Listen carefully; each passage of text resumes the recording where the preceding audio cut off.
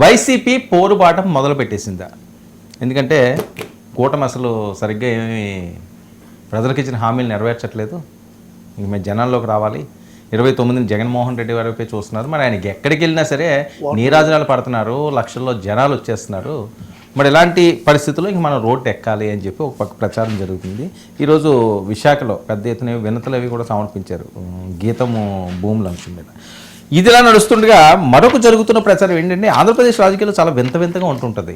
యలహంక ప్యాలెస్లో బెంగళూరులో జగన్మోహన్ రెడ్డి గారు ఎక్కువగా అక్కడే ఉండడానికి గల కారణాలు ఏంటి అంటే, సరే ఇప్పుడు అంత అవసరం లేదు కాబట్టి, ఇంకా సమయం ఉంది కాబట్టి, ఏదైనా ఇష్యూస్ అయినప్పుడు ఆయన వస్తున్నాడు వెళ్తున్నాడు. గతంలో కూడా ఆ రకంగానే చంద్రబాబు నాయుడు గారు లేదా పవన్ కళ్యాణ్ గారు వచ్చేవారు వెళ్ళేవారు, హైదరాబాద్ నుంచి ట్రావెల్ చేసేవారు, ఇలాంటివన్నీ కూడా. కానీ బెంగళూరులో జగన్మోహన్ రెడ్డి గారు ఎక్కువగా సమయం కేటాయించడానికి చాలా కీలకమైన అంశాలు ఉన్నాయి.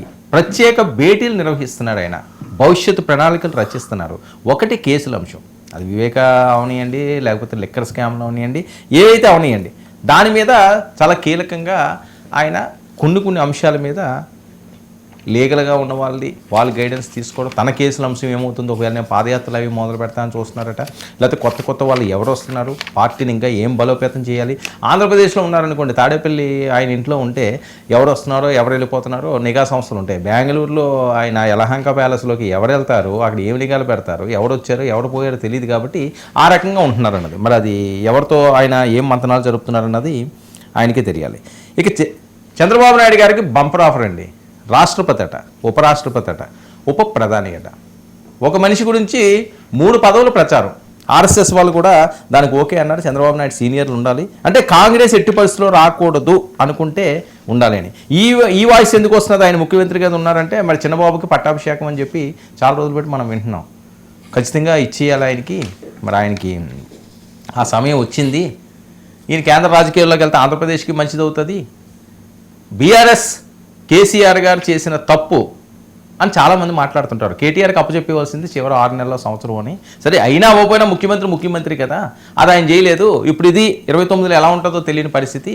ఒక అవకాశం అయితే ఇద్దాం, 3 సంవత్సరాలు ఉన్నది కాబట్టి, ఈయన సూచనలు సలహాలు ఎలా అన్నా ఉంటాయి కాబట్టి ఇస్తే బాగుండు అని చెప్పి జరుగుతున్న ప్రచారం. మరి అలాగే చేస్తారో చేయరో చూడాలి. మరొక వైపు పవన్ కాపు స్ట్రాటజీ. కాపు అనేది ఈ మధ్యకాలంలో ఎంత వైరల్ అవుతున్నదో వేరే చెప్పాల్సిన అవసరం లేదు. అంబటి అరెస్ట్ దగ్గర నుంచి అది మరింత పెరిగింది.